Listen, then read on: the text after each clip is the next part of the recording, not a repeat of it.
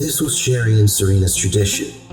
No specific dates were set, no specific time, just whenever they had the thirst.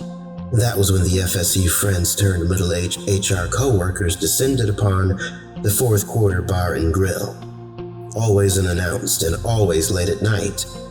This June Monday was no different. Around 9, the two entered together, a couple of hours before closing time, but immediately they seized control. Monday meant not many patrons were on their level. Certainly not the cluster of faded Southern belles desperately disguising their wrinkled faces and beer bellies through layers of makeup and loose-fitting clothes, nor the type of 20 and 30-somethings not pretty enough to do well in a college bar and not motivated enough to enroll in college. Never mind that Tallahassee, Florida had several universities to choose from. Yes, Serena and Sherry had their pick of this most pathetic litter. To be fair, there were the occasional hot guys on the weekends, the FSU stragglers, or other attractive youth. But for the most part, a bar off campus meant the men ranged from drunk, desperate slobs to lonely sports fanatics who were nothing more than grown-up incels, none of whom were under the age of 30 on a weeknight. But the two ladies of the hour were no longer hot co-eds. Turning 40 inevitably led to losing some luster, if not that internal lust. However, Sherry and Serena stayed in great shape. Their tight blouses and jeans, not the embarrassment it would have been on their fellow fourth quarter females. The same with their flashy jewelry, like Serena's round emerald earrings. Together, the girls worked well as a team. Sherry, the cool blonde, to Serena's smart-ass Latina. They had the fierce ferocity of Charlie's Three Angels, only compressed into one dynamic duo. Every time they entered the bar, the other customers had to wonder what two beauties like that were doing in a dump like this. The thought certainly crossed the bartender Sonny's mind from time to time. He'd been working there since 1999, and the aesthetic never changed. From the spotty garnet and gold paint job to the laminated sports logos rotting on the hardwood tables, not to mention the jukebox stuck in the 70s, or the back room reserved for poker games. The room without a window or AC unit, the fourth quarter was a Florida crypt forever neglected. Not that anyone cared. Both Sherry and Serena took their seats at the back table, their usual spot. Sonny and his equally overworked server Angela took time from the losers to get the girls' drinks. Sherry's red wine and Serena's red's apple ale. Surrounded by the low soft rock soundtrack and occasional stares from both enticed men and jealous women, the two girls took their time. They scouted the scene as Seals and Croft's summer breeze swept through the room. Together they smirked at the gawkers, drank the soothing booze like they were Florida royalty, enjoying the relief from the stifling summer heat. "Anything promising?" Sherry asked her bestie. All gazed up above at the air vents, all of them gathering dust and spider webs. Serena flashed those big brown eyes at her. "Not unless you like broke-ass cowboys and deadbeat baby daddies." "Yeah, definitely no Dilson here," Sherry grinned at Serena. "Not tonight, at least." Sherry held up her bottle. "Cheers for a miracle." "Indeed." The two clanged their drinks. Each took another eager sip as they ignored their intrigued audience. Serena pulled out her phone. "What do you think?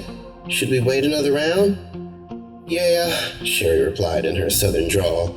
She scanned the stage once more and saw nothing enticing, nothing attractive. "A few more rounds, maybe."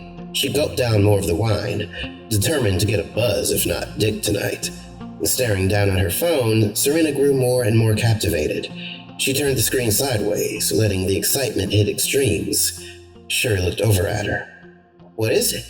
What are you looking at?" "Check it out." Serena held the phone toward her. HD surveillance awaited their gaze and fingertips. The footage was familiar. The fourth quarter itself was on display. Everyone was there. The current song, America's Ventura Highway, the soundtrack. Sonny's bald head glistening off the camera. And there were both Sherry and Serena sitting at their table, enjoying this live feed. Serena pointed towards the screen. Hidden by the bar stools and bloated bodies was a handsome man in a suit. He leaned back in a small booth, his shoulder-length brown hair slicked back. The man in his mid-30s, so a bit too young for this crowd. The pitcher of cheap beer his only current companion. Instantly, Sherry was impressed. She came close to licking her lips right there on the spot. "We didn't even see," Serena said. "Yeah, no." Sherry started to lean up, desperate for a look at the spot the stud was. Laughing, Serena pulled her down. "Bitch, what is you doing? I just wanted to make sure you was there," Sherry chuckled. Serena motioned toward the jukebox. "The camera don't lie, girl. You know his fine ass is there." Sherry stole a glance over at the perfect hiding spot. At the unseen camera they tucked away within the jukebox's dilapidated frame all those years ago. One not replaced by anyone except them, and only when technology just got better. "Well," she started. Sherry faced her friend. "He looks the best so far." Like a child glued to the TV, Serena kept watching her phone, the footage of this mysterious heartthrob. Amen to that. Savoring their shared sensations, Sherry leaned back, raised her empty glass. "Hey, Sonny!" Even over R.B. Greaves' Take a Letter Maria, Sonny perked up from the counter. The customers were quiet, but listening to those bar beauties. Already on alert, Angela approached the bar. Toward the library of bottles and booze, a small mirror showcased her haggard face, and the army of age awaiting behind her, both the building and its clientele. "Can we get some more?" Sherry asked them. Sonny flashed her a thumbs up. "Sure thing, Sherry." Finally turning away from her handsome stranger, Serena hugged Sherry close. "Oh, thanks, doll." Sherry grinned. "Don't mention it, bitch." The booze arrived by the hands of Angela. She blew stringy black bangs off her face as she handed them the fresh wine and ale. Behind a server's knowing smile, she collected the empty drinks. "Looks like y'all got some company." Both eager and excited, the girls leaned over. "Who?" they asked in unison. Approaching from the dismal desolation emerged two hot guys, Tad and Alex, both of them fresh out of college, but still not even in their prime. For once, Serena lowered her phone. Her and Sherry reached new heights of hysteria, a bloodlust beyond belief. Fire appeared in their eyes. "Holy shit," quipped Serena. Sherry held her wine up toward the reds. "Cheers to this, girl." Serena happily toasted. "Jackpot." As Angela went back toward the bar, not even she could keep herself from checking those new customers out. Then again, none of the women could. Who could blame them, considering the abs, calves, biceps, and asses on display in those tight polos and khaki shorts? An all-you-can-eat beefcake buffet. The young men, all Americans straight out of a dreamy photo shoot. Annoyed by the female frenzy, Sonny turned away. He pretended to focus on cleaning a glass, all while the other men pretended to focus on their beer and sports, unable to disguise the jealousy they were too masculine to admit. Not that the fourth quarter regulars had much to worry about. Upon entering, the studs had already set their sights on the bar's only attractive patrons, Sherry and Serena. Holding a couple of beers, the boys stopped at their table. Not that the girls were surprised, just flattered. These two easily the finest fish they'd caught in months.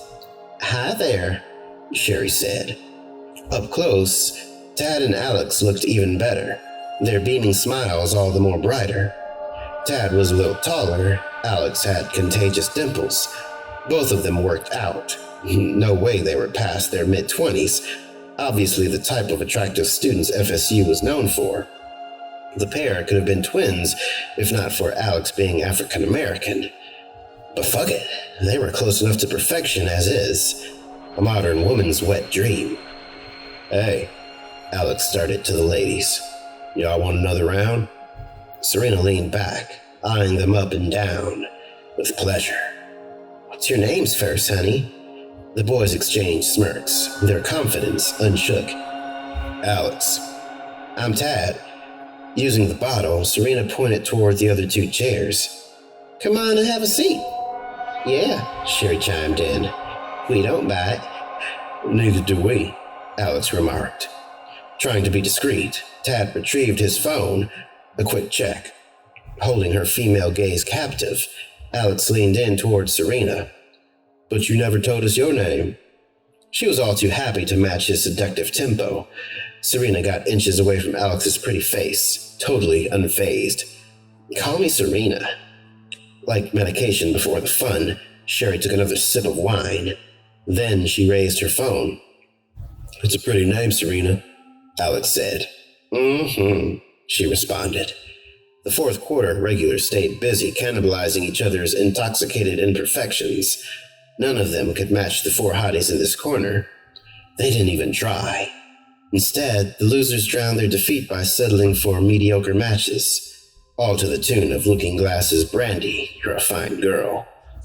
Alex slid a hand inside his pocket, nodded at Serena's reds.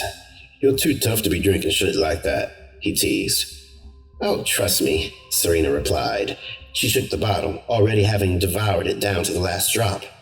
"I can do stronger." The two shared a laugh, with their chemistry explosive, the temperature in this cramped bar already getting hotter. Amidst their obvious flirting, Tad and Sherry exchanged their own smiles, their mutual attraction more than visible to the naked eye. "I don't think I've seen y'all here before," Serena said to Alex. "We come here sometimes," Alex replied. He turned to Tad. "What do you think, man?" Tad faced him, finally taking his eye off the screen, off his phone's HD live feed, off the multiple cameras covering the fourth quarter. Tad and Alex had their own surveillance set up at the bar, but right now, Tad had his focus solely on a camera feed from the air vent, the one right above Sherry and Serena. "Yeah, when we're bored," Tad joked. Serena and Alex indulged in a drunken chuckle. "That sounds like us," Serena said. She turned toward her BFF. "Ain't that right, Sherry?" Now it was Sherry's turn to look away from her phone, from the gallery of so many videos.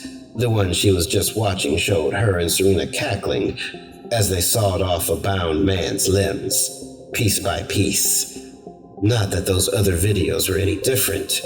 They all showed her and Serena. All of the movies filmed at their house, both women in the nude or half naked, joined by nude hunks and hot guys. So many guys they'd slaughtered over the years. The finest corpses you'll ever see. Certainly, Serena and Sherry would agree, judging by the many times they desecrated those sexy bodies. The blood, most morbid body paint. The intestines, disturbing dildos. The muscles and flesh, so much fun to play with post-mortem. "Totally," Sherry replied, not missing a beat. She waved Tad over. "Come sit by me." Tad lowered his phone and joined her. "Don't mind if I do." Serena now locked eyes with Alex. "What do you think, tough guy?" she teased. Entranced, Alex rummaged his hand in his pocket, a repetitive rhythm to match Looking Glass's classic. Call it a nervous tic, a compulsion. The blood-stained gold ring he felt, the stimulus to him and Tad's shared sadism, the ring their latest trophy. Now, Alex set his eyes on another potential prize, Serena's glowing emerald earrings. They held his gaze, his carnal desire, more so than Serena's own beauty. Serena patted the chair next to her, teasing the young man further, in more ways than she could ever imagine. "You want to join us?" Alex took her offer. Now, the four of them were set till closing time, until the real fun would begin. The suspense, the surprises, oblivious to each other's terror. But only one question remained. Who would survive?